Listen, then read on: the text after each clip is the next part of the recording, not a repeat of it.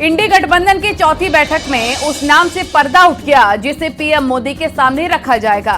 लेकिन अभी उस नाम पर फाइनल मोहर का इंतजार है। साथ ही सीट शेयरिंग से लेकर रैली को लेकर भी रणनीति तैयार की गई है और इस बात का भी जिक्र किया गया है कि बीजेपी से मुकाबले के लिए विपक्ष पूरी तरीके से तैयार है। दरअसल मीटिंग में ममता बनर्जी ने पीएम फेस के लिए खड़गे के नाम का सुझाव दिया।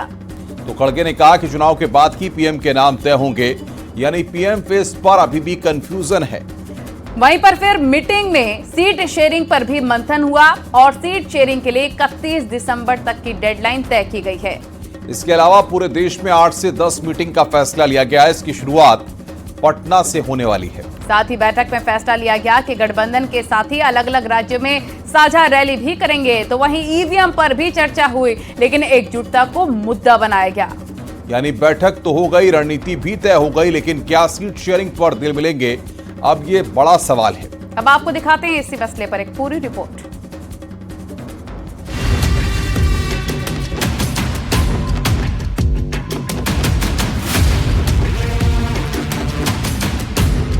मोदी से मुकाबले के लिए 28 विपक्षी दल एक छत के नीचे आ गए। कई घंटों तक बैठक चली। सीट शेयरिंग से लेकर चुनावी रैली तक पर बात हुई और उस नाम का भी जिक्र हुआ जिसे नरेंद्र मोदी के सामने रखा जाएगा। दावा किया जा रहा है कि विपक्ष ने कांग्रेस अध्यक्ष मल्लिकार्जुन खड़गे के नाम को आगे बढ़ाया, लेकिन मल्लिकार्जुन खड़गे ने इससे इनकार कर दिया। जो इंडिया गठबंधन का एक मुद्दा है कि सभी लोग मिलकर काम करेंगे और सीट शेयरिंग का भी हम मिलके पहले जिस स्टेट में हमारे लोग हैं, पहले वो लोग वहां पर एक दूसरे से समझौता करेंगे। दावा था कि इस बार की बैठक में सीटों पर फंसे पेच को सुलझा लिया जाएगा, लेकिन कई प्रदेश में क्षेत्रीय दलों की पकड़ के सामने कांग्रेस की अकड़ ढीली पड़ने लगी और इस मीटिंग में भी सीट शेयरिंग फॉर्मूले पर फाइनल फैसला नहीं आया, क्योंकि उत्तर प्रदेश में सपा 65 सीट पर लड़ना चाहती है। बिहार में नीतीश कुमार नेतृत्व की कोशिश में है। पश्चिम बंगाल में टीएमसी और कांग्रेस में तनातनी है और पंजाब में आम आदमी पार्टी और कांग्रेस में खींचतान जारी है। यानी चेहरे तो सामने आ गए, वो भी कांग्रेस से। तो क्या यूपी में अब समाजवादी पार्टी बैकफुट पर आ जाएगी? क्योंकि अखिलेश यादव मीटिंग के बाद भी पीडीए का नारा देते रहे और 80 सीटों पर जीत का दावा करते रहे। इंडिया गठबंधन की बैठक हुई है जी और सभी दल बहुत जल्दी टिकट बांट करके मैदान में जाने के लिए तैयार है। इंडिया गठबंधन जो बना है जी, ये जो मैंने पहले दिन से कहा, स्ट्रेटेजी हमारी वही पीडीए रहेगी और भारतीय जनता पार्टी को हराएंगे। दरअसल अलग अलग चुनाव लड़ने का परिणाम इंडिया गठबंधन के सामने है। ऐसे में कोशिश अब सभी दलों को एकजुट करने की है, लेकिन सबसे बड़ा सवाल ये है कि इंडिया गठबंधन के बड़े नेता सामूहिक नेतृत्व की बात करते हैं, लेकिन उन्हीं पार्टियों की सेकेंड लाइन अपने अपने नेताओं के लिए बैटिंग भी है। इंडिया गठबंधन माने भ्रष्टाचार के दलदल में डूबे हुए दलों का ठगबंधन है, जिनके कुंडली में जेल योग लिखा है, अधिकतम जमानत पर हैं, वो राजयोग की तलाश में हैं। और मैं यह मानता हूं कि ये घमंडिया गठबंधन का न कोई वर्तमान है न कोई भविष्य है। भारतीय जनता पार्टी और माननीय नरेंद्र मोदी जी देश के वर्तमान भी हैं और देश के भविष्य भी हैं। गरीब के वर्तमान है, गरीब के भविष्य हैं। यानी इंडिया गठबंधन के पास वक्त कम है, चुनौती ज्यादा, और इसी चुनौती को कम करने के लिए अब साझा रैली करने का प्लान तैयार हुआ है और दावा किया जा रहा है कि हिंदी बेल्ट से लेकर दक्षिण तक सभी एक साथ रैली करेंगे और बीजेपी के खिलाफ माहौल तैयार करेंगे। Bureau report, news 18।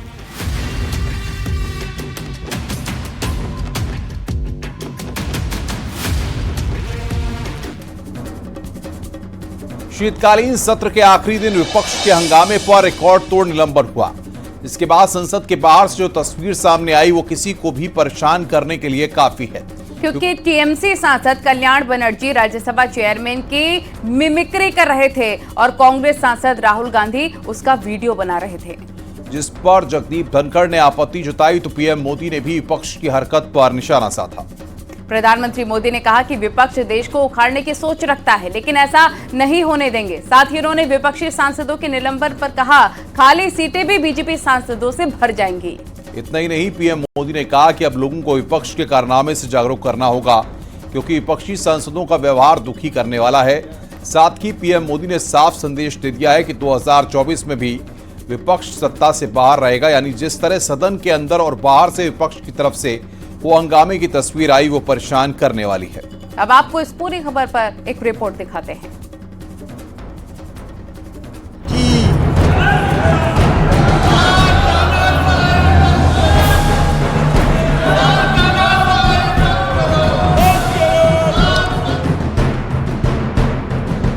मुद्दा संसद में चूक का था और गुस्सा सड़क से सदन के अंदर तक। विपक्षी सांसद हंगामा कर रहे थे और स्पीकर एक एक कर विपक्षी सांसद को निलंबित करते रहे।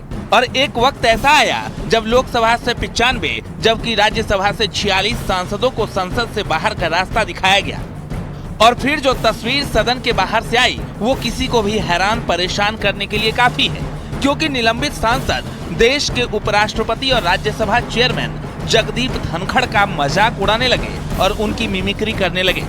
हैरानी की बात तो ये है कि टीएमसी सांसद कल्याण बनर्जी राज्यसभा चेयरमैन की मिमिक्री कर रहे थे और कांग्रेस सांसद राहुल गांधी उसका वीडियो बना रहे थे, जिस पर उपराष्ट्रपति ने आपत्ति जताई।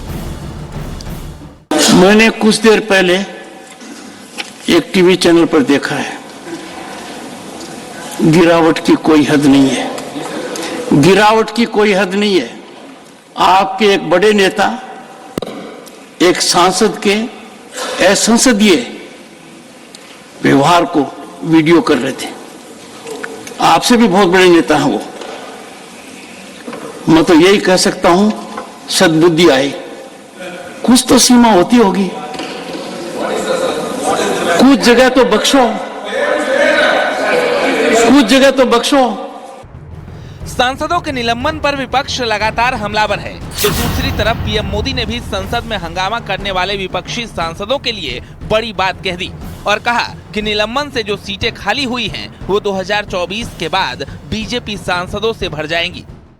पार्लियामेंट इंसिडेंट के बारे में उन्होंने कहा, जो भी व्यक्ति डेमोक्रेसी में, प्रजाप्रभुत्व में उनका विश्वास है, इसको घोर खंडन करना था। हम सब मिलकर उसका खंडन करना था, लेकिन कुछ पार्टियां जो अभी हुए चुनाव का नतीजे से निराश होके, हताश होके, तो इसके बारे में एक तरह इसके समर्थन का भाषा जो उपयोग कर रहे हैं, ये तो इट इज मोर डेंजरस। जो एक्ट हुआ है उससे ही कंसर्न, उतना ही कंसर्न इस भाषा का है, ये भी माननीय प्रधानमंत्री जी ने उल्लेख किया है। तो वहीं सांसदों के निलंबन को भी विपक्ष ने मुद्दा बना दिया है। यहाँ तक कि अखिलेश यादव और डिम्पल यादव भी स्पीकर के एक्शन से टेंशन में हैं और लोकतंत्र को कमजोर करने का आरोप लगा रहे हैं। बीजेपी से ये पूछना चाहिए कि बीजेपी लोकतंत्र का मंदिर बोलती है। हम सब जितने भी सांसद इस सदन में रहे हैं, समय समय पे अपने भाषणों में लोकतंत्र का मंदिर कहा है। अब ये किस मुंह से लोकतंत्र का मंदिर कहेंगे जब विपक्ष को इस तरीके से बाहर कर देंगे। ये शुरुआत है अपनी मन मानी चीजें करने की। लगभग राज्यसभा और लोकसभा को मिला के 80 से ज़्यादा एमपी सस्पेंड हुए हैं। ये बहुत ही दुर्भाग्यपूर्ण है एक डेमोक्रेसी सेटअप के लिए। जो वातावरण अब हम देख रहे हैं, जहाँ हम अपनी बात नहीं रख पा रहे हैं संसद में, तो मैं समझती हूँ कि यह total failure of the government है। अगर गवर्नमेंट ने इतने सारे एमपीज को सस्पेंड किया है, it is ultimately the failure of the government. मतलब साफ है, सदन में हंगामा तो झांकी है, अभी चुनाव में कुछ महीने बाकी है। तब तक कितने रंग दिखेंगे, कितने विवाद होंगे, कितने वीडियो बनेंगे, कितने रिकॉर्ड बनेंगे, इसकी तस्वीर धीरे धीरे साफ होती जाएगी। Bureau report, news 18। सभापति जी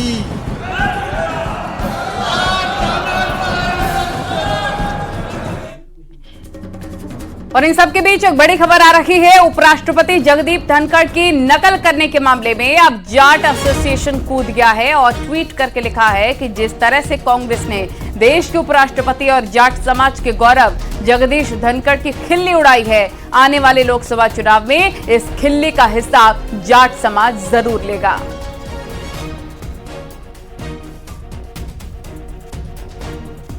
तो ये बड़ी खबर इस वक्त हम आपको बता रहे हैं, जहां पर उपराष्ट्रपति जगदीप धनखड़ की नकल करने के मामले में जाट एसोसिएशन अब सामने आया है, ट्वीट किया है। ये ट्वीट भी हम आपको दिखा रहे हैं। जाट एसोसिएशन की तरफ से लिखा गया है कि जिस तरह से कांग्रेस ने देश के उपराष्ट्रपति और जाट समाज के गौरव जगदीश धनखड़ की खिल्ली उड़ाई है, उसका जाट समाज जरूर जवाब देगा।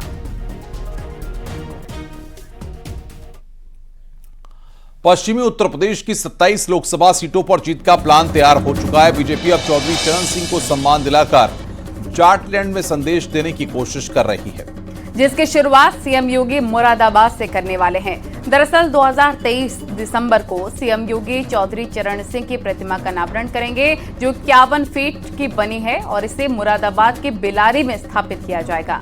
साथ ही चौधरी चरण सिंह की जयंती पर जाट सभा का कार्यक्रम भी होगा, यानी पश्चिमी उत्तर प्रदेश से सीएम योगी चुनावी शंखनाद करने वाले हैं। इसकी तैयारी पूरी हो गई है और जयंत के साथ ही अखिलेश के लिए भी खतरे की घंटी बज चुकी है। देखिए रिपोर्ट।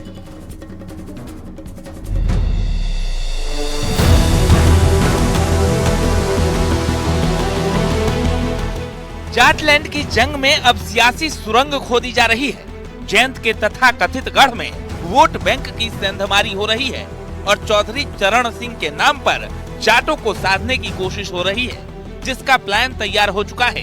तो अब अमली जामा पहनाया जा रहा है।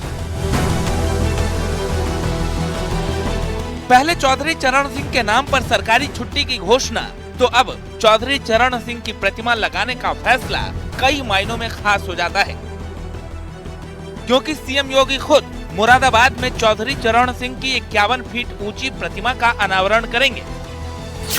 पश्चिमी यूपी में जाट वोट बैंक को साधने की तैयारी पूरी कर ली गई है। पहले चौधरी चरण सिंह की जयंती के मौके पर सरकारी छुट्टी का ऐलान किया गया और अब मुरादाबाद में उनकी मूर्ति का लोकार्पण किया जा रहा है। इन दोनों ही बातों के कई बड़े मायने निकाले जा रहे हैं। 23 दिसंबर को खुद सीएम योगी 51 फीट ऊंची चौधरी चरण सिंह की मूर्ति का लोकार्पण मुरादाबाद में करने वाले हैं। दरअसल एक तरफ लोकदल जयंत के खिलाफ किसानों को एकजुट करने में जुटा है, तो दूसरी तरफ बीजेपी भी चौधरी चरण सिंह को सम्मान दिलाकर जाटलैंड में संदेश पहुंचा रही है, जिससे विपक्ष के साथ अब जयंत चौधरी की भी टेंशन बढ़ गई है। मुख्यमंत्री योगी जी से पूछना चाहता हूं कि क्या श्रद्धेय चौधरी चरण सिंह जी की मूर्ति के अनावरण मात्र से उनकी रीति नीति पर आप चल पाएंगे? क्या 23 दिसंबर को छुट्टी घोषित करके उनकी आत्मा को सच्ची श्रद्धांजलि होगी? चरण सिंह जी के नाम पे छुट्टी होती थी, जिसको कि उत्तर प्रदेश सरकार ने रद्द करने का काम किया। चौधरी चरण सिंह जी के नाम पे अलॉट घर को जबरन खाली कराने का काम किया, बिजली और पानी काटने का काम किया। आज केवल वोट की खातिर चौधरी चरण सिंह जी को भारतीय जनता पार्टी याद करना चाहती है, उनकी मूर्ति लगाना चाहती है। लेकिन जो चौधरी चरण सिंह का रास्ता था किसानों की भलाई के लिए, मजदूरों की भलाई के लिए, उस रास्ते को भारतीय जनता पार्टी बहुत पीछे छोड़ आई है। आगामी लोकसभा चुनाव के लिहाज से उत्तर प्रदेश की 80 लोकसभा सीटें बेहद खास है। यूपी की इन्हीं 80 सीटों से देश का मोड़ तय होना माना जाता है। उत्तर प्रदेश को अवध, पूर्वांचल, बुंदेलखंड, पश्चिमी यूपी में बांटा गया। पश्चिमी यूपी में कुल 27 लोकसभा सीटें हैं। 27 में से 19 सीटों पर बीजेपी का कब्जा है। पश्चिम में करीब 70% सीट बीजेपी के पास है। पश्चिम में जाट वोटर कई सीटों पर निर्णायक भूमिका में है। पश्चिमी यूपी जयंत का गढ़ भी माना जाता रहा है, लेकिन यह बीजेपी तेजी से नए समीकरण सेट कर रही है, जिससे 24 का महामुकाबला बेहद खास होने वाला है। हमारी एनडीए की सरकार महापुरुषों के लिए समर्पित रहती है और उनके लिए उनका सम्मान करती है। हम विपक्षियों की तरह नहीं है कि गले में माला उनके विचारों पर ताला। हम तो उनके विचारों, चौधरी चरण साहब के, वो प्रधानमंत्री रहे हैं, उन्होंने किसानों के लिए बहुत कुर्बानियां की है, उन्होंने संघर्ष किया है। अगर उनको याद नहीं किया जाए, उनकी मूर्तियां नहीं लगाई जाएगी, तो फिर ये विपक्ष के साथ बड़े लंबे समय तक इनके आरएलडी के चीफ के जो उनके पिताजी थे, उनके साथ सरकार में शामिल थे, कभी तो मूर्ति लगाने की बात नहीं की। मतलब साफ है, जिस चौधरी चरण सिंह के नाम पर अब तक जयंत चौधरी की सियासत चलती रही, अब उसी नाम को सम्मान दिलाकर बीजेपी पश्चिमी यूपी में 100% रिजल्ट की गारंटी दे रही है, जो विपक्षी गठबंधन के लिए भी शुभ संकेत नहीं है। Bureau report, news 18। एनसीआर में फ्लैट खरीद कर फंसे लोगों के लिए योगी सरकार बड़ी खुशखबरी लेकर आई है। यानी कि जिन्होंने फ्लैट बुक किया और सालों बाद भी अभी तक उन्हें पोजेशन और रजिस्ट्री नहीं मिली है, उनको जल्दी ही फ्लैट मिलने वाला है।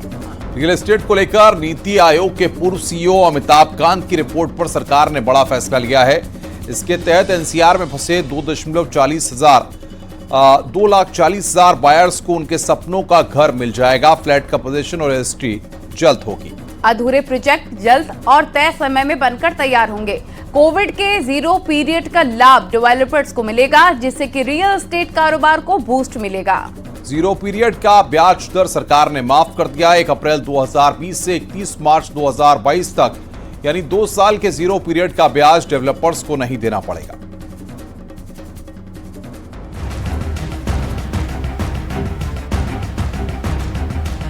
एनसीआर में फ्लैट खरीद कर फंसे बायर्स को योगी सरकार ने बड़ी राहत दी है। कैबिनेट मीटिंग में सरकार ने बंद पड़े या अधवने प्रोजेक्ट्स के फ्लैट बायर्स को तय समय में मिले, इसके लिए अमिताभ कांत की प्रस्ताव को मंजूरी दे दी है। अब जल्द ही फ्लैट के पोजीशन और रजिस्ट्री हो सकेंगे। नोएडा, ग्रेटर नोएडा में या एनसीआर रीजन में जिन लोगों के अधवने मकान पड़े थे या मकान में कब्जा हो गया था, लेकिन कभी उन लोगों को पोजीशन नहीं मिला था, उन लोगों के लिए खास तौर से ये एक समिति गठित की गई थी भारत सरकार के द्वारा। उसकी रिपोर्ट के ऊपर आज सहमति हमारे मंत्रिपरिषद ने दी है। दरअसल नीति आयोग के पूर्व सीईओ अमिताभ कांत ने इस मामले को लेकर सरकार को पूरी रिपोर्ट सौंपी थी, जिसमें बायर्स के साथ साथ रियल एस्टेट कारोबारी का भी ख्याल रखा गया है। अमिताभ कांत की रिपोर्ट में बायर्स को फ्लैट का पोजीशन और रजिस्ट्री जल्द मिले, इसके बारे में कहा गया। कोरोना काल के जीरो पीरियड का ब्याज माफ हो, डेवलपर्स को जीरो पीरियड का लाभ मिले, जिस पर सरकार ने मुहर लगा दी है। लेकिन इस जीरो पीरियड का लाभ कमर्शियल, स्पोर्ट्स और इंटरटेनमेंट वाले प्रोजेक्ट पर लागू नहीं होगा। 1 अप्रैल 2020 से 31 मार्च 2022 तक सरकार ने 2 साल का जीरो पीरियड घोषित किया है। दूसरा ये था कि कोविड-19 से उत्पन्न परिस्थितियों में दृष्टिगत 1/4/20 से लेकर 31/3/20 तक जीरो पीरियड का लाभ दिया जाना चाहिए। जीरो पीरियड का मतलब यह है कि उतने पीरियड का उनके ऊपर ब्याज लोड नहीं होना चाहिए। 1/4/20 से 31/3/22 तक। सरकार का मानना है कि इस फैसले से लाखों लोगों को सीधा लाभ होगा। उनके घरों का सपना जो सालों से अधर में लटका है, वो पूरा होगा। एनसीआर में 2,40,000 बायर्स को अपना आशियाना आसानी से मिल सकेगा। इसका लाभ ये मिलेगा कि अभी तक जो एनसीआर में इंडियन बैंक एसोसिएशन के एक अनुमान के अनुसार पूरे देश में लगभग 4.12 लाख ऐसे घर हैं जो डेवलपर्स की खराब वित्तीय स्थिति की वजह से पूर्ण नहीं हो पा रहे हैं। इनमें से 2.40 लाख घर एनसीआर यानी कि नेशनल कैपिटल रीजन में स्थित है। समिति की उक्त संस्तुति लागू होने पर घर खरीदारों के हितों की रक्षा होगी तथा रुकी हुई परियोजनाओं को समयबद्ध तरीके से पूर्ण कर बिल्डरों द्वारा फ्लैट घर के बायर्स को पूर्ण निर्मित फ्लैट नियत समय में उपलब्ध होंगे। दरअसल मेरठ, गाजियाबाद, गौतम बुद्ध नगर, बुलंदशहर, हापुड़, बागपत, शामली और मुजफ्फरनगर 8 जिले एनसीआर में आते हैं, जिसमें सबसे ज्यादा लोगों के फ्लैट नोएडा और ग्रेटर नोएडा में फंसे हैं। अब सरकार के इस फैसले से लोगों की उम्मीदें बढ़ गई हैं। Bureau report, news 18। ज्ञानवापी विवाद में सर्वे रिपोर्ट कोर्ट में जमा हो चुकी है, लेकिन उसके बाद भी पेंच फंसाने की कोशिश हुई है, जिसे हाईकोर्ट ने खारिज कर दिया है और कोर्ट ने साफ कर दिया है कि एसआई का जो सर्वे हुआ है वही मान्य होगा। साथ ही वकील ने दावा किया है कि हाईकोर्ट ने वजूखाने के सर्वे पर कोई ऑर्डर नहीं दिया है। ऐसे में अब वजूखाने का भी सर्वे हो सकता है, यानी कि अब सर्वे से समाधान का वक्त आ गया है। आपको रिपोर्ट दिखाते हैं।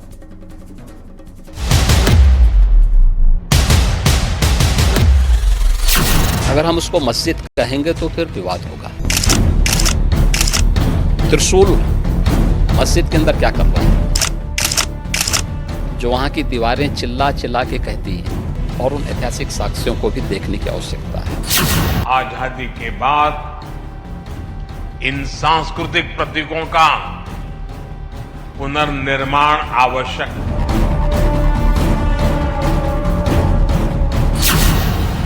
ज्ञानवापी की दीवारें चिल्लाकर अपने अस्तित्व की गवाही दे रही है। त्रिशूल के निशान बता रहे हैं ये मस्जिद नहीं मंदिर है, और इसी दावे को सच करने के लिए एएसआई ने सर्वे रिपोर्ट पेश कर दी है, जिससे अब मंदिर मस्जिद के विवाद पर पूर्ण विराम लगने वाला है। ये प्रस्ताव मुस्लिम समाज की तरफ से आना चाहिए कि साहब ऐतिहासिक गलती हुई है और उस गलती के लिए हम चाहते हैं समाधान। सीएम योगी भी कह चुके हैं ज्ञानवापी को मस्जिद कहेंगे तो विवाद होगा, लेकिन इस विवाद को जन्म देने के लिए मुस्लिम पक्ष ने एक बार फिर कोर्ट का दरवाजा खटखटाया, लेकिन सफलता हाथ नहीं लगी। दरअसल एएसआई सर्वे के खिलाफ मुस्लिम पक्ष की याचिका थी, जिसे हाईकोर्ट ने खारिज कर दिया। साथ ही 6 महीने में मुकदमे की सुनवाई पूरी करने के आदेश दिए। साथ ही कहा है कि अन्य सर्वे के लिए हिंदू पक्ष याचिका दे सकता है। कोर्ट ने साफ कर दिया है कि एएसआई का जो सर्वे हुआ है वही मान्य होगा। साथ ही वकील विजय शंकर ने दावा किया कि हाईकोर्ट ने वजू खाने के सर्वे पर कोई ऑर्डर नहीं दिया है, ऐसे में अब वजू खाने का भी सर्वे हो सकता है। और यहाँ वक्त हो गया एक छोटे से ब्रेक का। खबरों का सिलसिला लगातार जारी है।